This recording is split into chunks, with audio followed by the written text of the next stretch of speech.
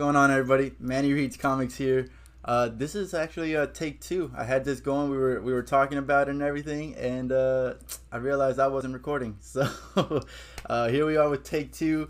I got books from my pull list I'm reading, and today is Justice League 65. And before we get started on that, I do have Talking Pop Culture with me, Matt, all the way from Australia. How's it going, man? Going good, Manny. Thanks for having me finally on the show. See all my hashtags saying get talk pop culture on the show's finally paid off. Yeah, Man, it absolutely. got my attention. Got my attention. Thanks for having me, mate. I appreciate it, and looking forward to reviewing this issue for a second time. Yeah, exactly. Well, at least half of it. The first couple of pages, right? Before we get into the book, can you remind me what you think about this cover? 4.5 out of 5. I do my ratings out of 5, but that being said, I could be biased because it's got Green Arrow at the front of it. But also, I'd like the purple kind of shade to it. Mm-hmm. Like, I do like that, but yeah, man, I 4.5 out of 5. This has probably been one of my favorite ones of the series, honestly, so far. So. And you said you do your ratings like this. You do that for your Instagram channel, right? At Talking Pop Culture. Give us a follow at that Talking Pop Culture on Instagram. So I'll rate the story, I'll rate the artwork, and I'll rate the cover. And I'll do it out of 5. Movies I'll do 10. Jump on YouTube as well. I'll write a little comment in this video so you can just click the link and jump on over. Make it easy for you guys. But yeah, 4.5 out of 5, mate. I actually enjoyed it. Yeah, and then me personally, I like the art. It looks great. The art is really good, but I like my covers to have something to do with the story, the actual story. So this one right here is actually the opposite, because we know, well, you're about to find out, if you're watching this, you're about to find out that Checkmate is actually going after Oliver. But they're not even going after him. Oliver is funding Checkmate. So it makes no sense for them to be like chasing Black Canary in this cover. Yeah, and have her saying, "I'll never be your pawn." Yeah, Checkmate. Like, he even says, "Go away. We want to talk to Oliver." So basically, yeah. So like, I wonder if we'll get something like that in the next issue, maybe explaining this, but we don't know. As of right now, it's good art, but the context of it, I'm not a fan of. But jumping in, talking about Black Canary, the book starts off with her pissed at Oliver because he's funding Checkmate, he's funding the Justice League, he's got something else that he's funding, but I'm not 100% sure what it is. And she's saying that that's just too much power for one guy, and like even Batman would agree with her right there. Like it's not a good thing. But then their attentions go right back to their attacker from last issue, who turns out to be some guy named Daemon Rose, who I've never heard of, but he does reveal that he is Lois Lane's brother. And read DC my whole life and never heard of him. I'm guessing he's in a Checkmate series, so hopefully your subscribers can let us know in the comment section below. Yes, please. If you've heard of Daemon Rose before this issue, or like in this year or something, let us know, because as for right now, that's a completely new character. Never seen him before. But he is there to talk to Oliver, and the next page goes straight to talking about Argus. So I didn't really like that. If you watch my other reviews about this Justice League, you know that I'm not a fan of the flow of whoever's in charge of it. I don't know if that's the writer's job, if that's the letterer's job, or if it's the artist's job. But whoever's in charge of that flow, I'm not a fan. So either way, at this point, Deathstroke arrives. He makes a huge flashy scene, and then the next page we go to the battle with Synmar and Superman. And so while they're fighting it out, Batman and the rest of the Justice League, they're taking care of the civilians. Batman tells Naomi and her parents to go downstairs into the library, and if they see any Justice League Dark members, to wake them up and come help, And that's one of those funny jokes that Batman does every once in a while, that it's not meant to be like in your face funny, but it is funny. So, and then he tells the Wonder Twins, "Hey, it's time to do your thing," which catches Hippolyta off guard, because she's never seen the Wonder Twins before in her life. So the fact that they one changed into Gorilla Grodd, and the other one changed into a bucket of water, she was just like, "Oh my god!" Like, but then it makes it so easy to make fun of Aquaman at this point, because that bucket of water was just to pushing in his face and like get him. He's like pumping himself up like before like a football game kind of. He's just like yeah, and so that was pretty funny. And it's just like, come on, man, what are you doing there? You need to step up, right? No, I always take the piss out of Aquaman. Yeah, I think Bendis is really doing it too, like really talking up all the stereotypes about Aquaman, you know. But then after that, we see that the whole Justice League kind of is like a spread panel of them jumping towards Synmar, attacking him, and at this point it makes no sense. Like it's a really great panel if you just glance at it, but you got Batman in the back in his bat plane. So to me, it's like you waited. The whole Justice League is being attacked at the moment by one of the strongest people that they've ever come across, and they waited for Batman to get into his plane, start it up, get it off. And didn't he have like? Didn't they say he had 12 seconds before he gets to him? Yeah, exactly. That's another thing. Yeah, I completely forgot about that. Yeah, you got 12 seconds. 12 seconds off. Did he push a button and the plane just straight there? Exactly. And then you got Flash, who has no business fighting in the air. He's on the bat plane, like on top of it, outside of it. We have Gorilla Grodd, Wonder Twin. He's up in the air somehow. He doesn't fly. Aquaman's up there. He doesn't fly. It's just, once you start looking at actual details, it's like, what is happening here? This does not make sense. But they all go in to attack, and Synmar pushes them all back easily. Synmar is not having any issues with any of them, not even Superman. So then we go back down to Naomi, who, as soon as her parents are safe, she rushes back up there and she's like, all right, I gotta help.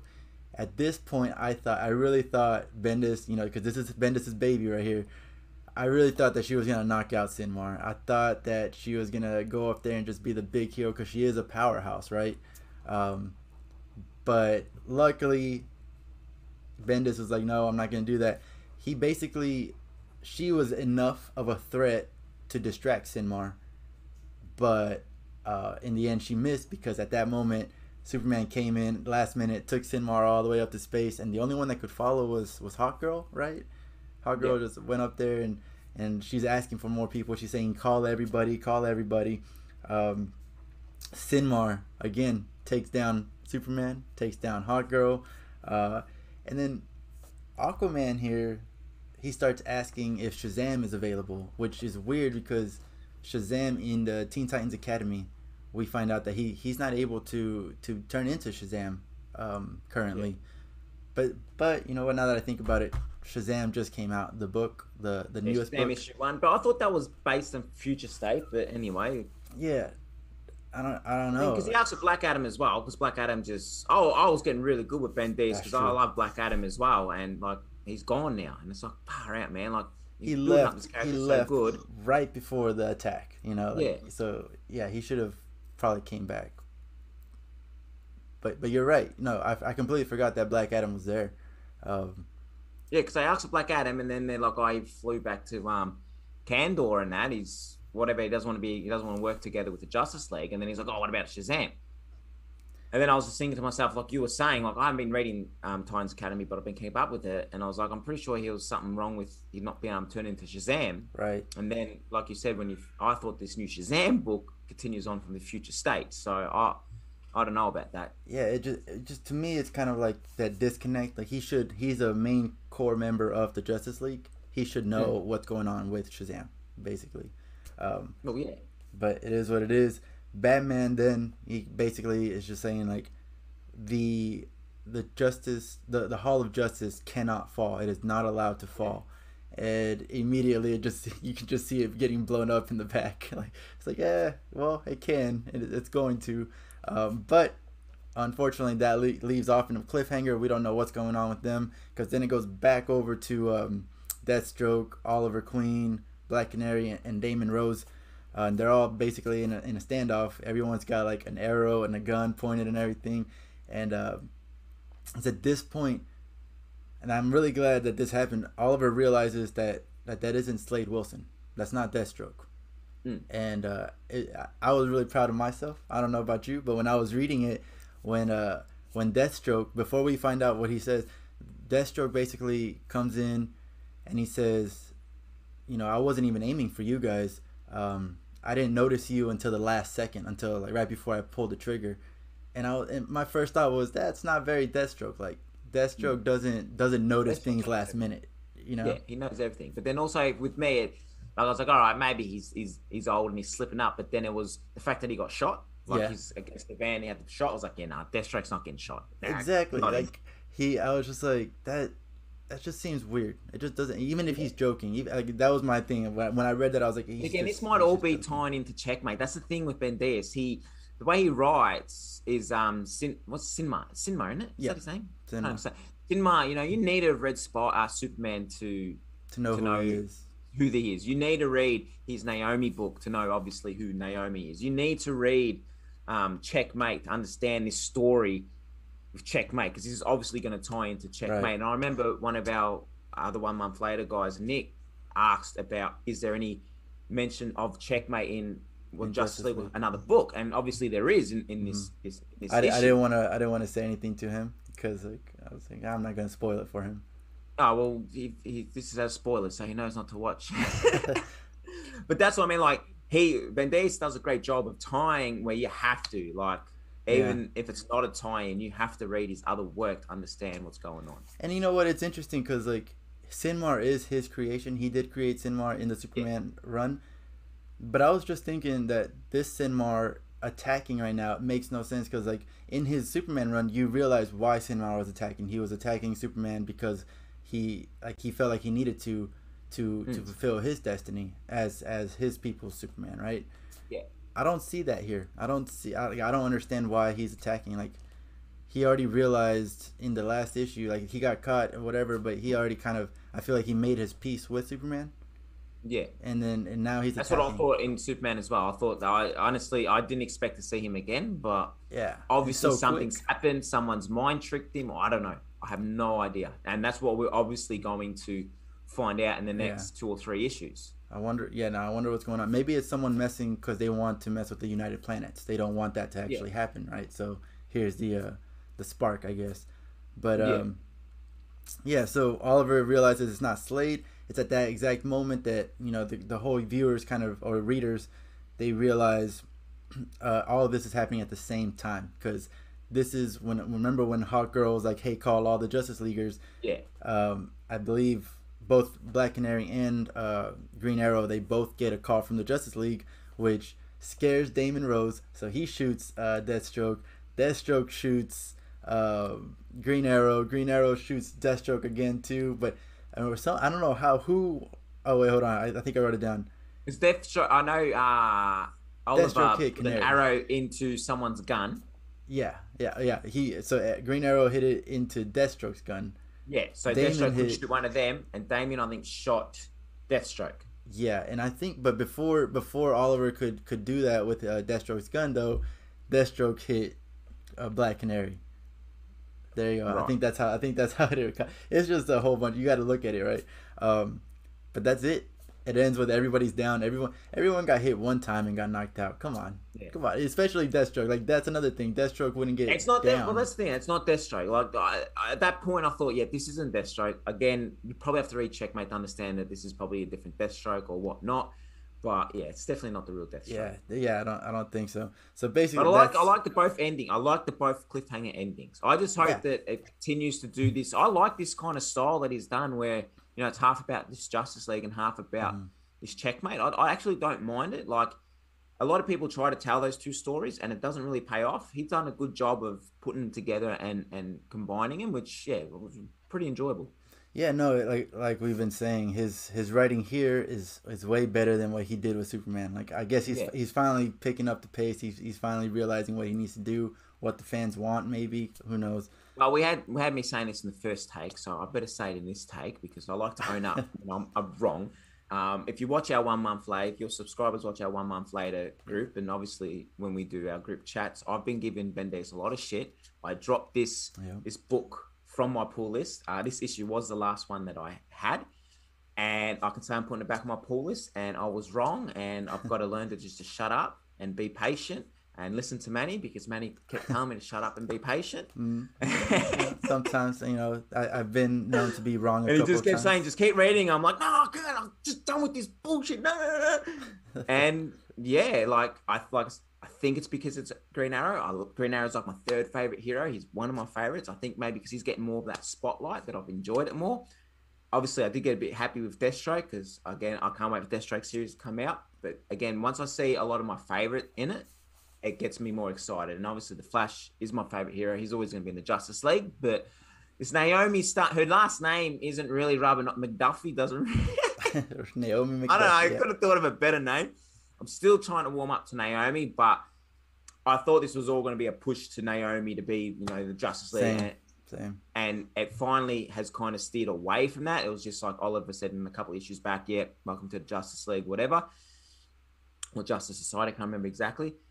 And that's why I was probably hating on it. But now I see, okay, cool. He's now obviously focusing on another villain he created in Synmar. But yeah, it should have had patience. I was wrong. This book has gotten better. I'm putting it back on my pull list. But the thing about Bendis is that as soon as he goes up, though, he might go back down again. Like Nick Spencer is the best way to put it. That's true.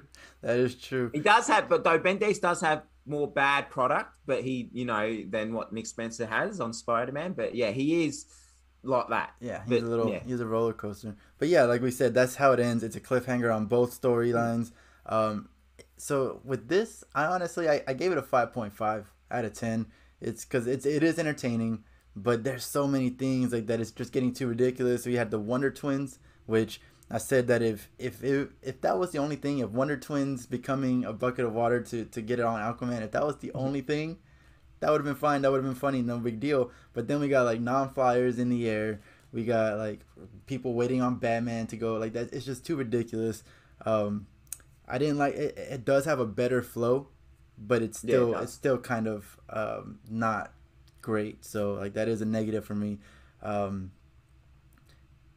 Like when Naomi missed, like when Naomi went to go punch Synmar, they did explain what happened. Yeah, obviously faster than your eye can see, Superman came in and took him to space. But that took me a minute when I was reading it. Like, oh wait, did she miss or what? What happened here? I don't understand. But positive wise, the battle is a battle. It's a really good battle on both ends, both stories. And like even in the last issue with Oliver, just like saying like, all right, I have a sniper. He's got his he's aiming straight at my head, my temple right now. It's like, how does he know that? That's what I like that Bente's done. Like through this run, we've been seeing that Green Arrow's been, a smart ass with his jokes and all that stuff, a bit childish, but he's still showing that, hey, this guy is a smart guy. This is why he's a Justice League member. Yeah. That's why he's a Justice League member, and that's what I really liked about this issue. And then the last positive thing that I have is that it is the checkmate plotline with Daemon Rose and all that, or what's going on with this fake Deathstroke. It's interesting. I'm interested in what's going to happen, and I'm actually heading off into the city now to go and I'm going to convince the missus to stop at some comic shops, and I think I might pick up checkmate. All right, yeah. Now let me know what you find out, what you see, but. Other than that, what was your rating? What did you think? Well, I do out of 5. I'm going to say a 4. It's just probably the highest I've ever gave Bendis. Oh my god! Since I'm editing that out. I'm gonna edit that out so to save your face, man. No, I'm gonna give it a 4. I know you've given it pretty much a 50%, but yeah. I'm giving it pretty much a 90%. I think. Again, I think. I saw Green Arrow. I saw, he gave me that nostalgic with the Green Arrow punching glove arrow. Again, I'm a massive Green Arrow fan, and you can see some Green Arrow toys over there. But the fact that he's in it and he's good in it, he writes the character good. Like that's always a thing. Like you get worried when bad writers. He's not a bad writer, but just inconsistent writers write one of your favorite characters. And I'm honestly giving it a 4 probably because of Green Arrow, and maybe that. Like I text you, I didn't even keep reading. As soon as Deathstroke popped out, I messaged you on Instagram. Holy shit, Deathstroke! Yeah, You know what I mean? Like I got those exciting pops that he delivered to us. The Naomi thing starting to warm on me a bit. Was that Constantine down in the basement? Yeah, the Constantine. I didn't write anything because that was such a quick thing, but he just came out of the bathroom. I was looking as a butler. I was like, hang on, is that Constantine? And then but Yeah, I'm giving it a 4. The artwork was also amazing. I actually really enjoyed the artwork. I'm giving that probably a 4 out of 5 as well. And then with the cover, 4.5 out of 5. Mate, this book is probably the highest rating I've given a Justice League book in a very, very, very long time. Interesting. And I just like the cliffhanger ending. It's got me wanting, like I said, it's got me now wanting to go and buy Checkmate. It's got me wanting, you know, to put this back on my pull list. You know what I mean? Like to be able to want me to put it back on my pull list, I've got to give it a higher rating. So, but yeah, that's this is exactly why I do this. Like if you're watching this and you're trying to figure out should I pick up Justice League or anything like that, my review, you probably would have been like, no, I'm not gonna pick it up. No, it's 5.5 out of 5. But everyone's got their own opinions. Matt down here saying this is one of the best. Trust me, you got full permission to screen chat all my messages on Instagram on how bad Banderas was, just to prove how much. And you can all jump onto our 1 month later podcast and listen how much I was hating on this bloke. And for me to turn around and say this, it's good. That's interesting. I like that because we both kind of enjoyed it in the same amount of way, like while we're recapping this. But in the end, like I think I just didn't get enough out of it. While you, on the other hand, it's funny because when you've gave it a lower rating, I've gave it a high rating. When you gave it always a high rating, I've always been given the lower rating. Exactly. So, you know what I mean? That's the thing about comics, mate. You're either gonna love it or you're not. You know, it's exactly. You get a mixed reaction. Well, with that, again, thank you for coming on, reviewing this. Thank you for finally having me. Love to be on the show as much as you want. I may have you on once or twice again. Who knows? We'll figure it out. But other than that, if you're listening, thank you so much. Appreciate it. Make sure that you're subscribed if you're not, and any comments below are always welcomed. If you feel like you see something that can improve or something you don't like, let us know. And but yeah, thank you for watching and thank you for listening. See you later. Thanks everyone.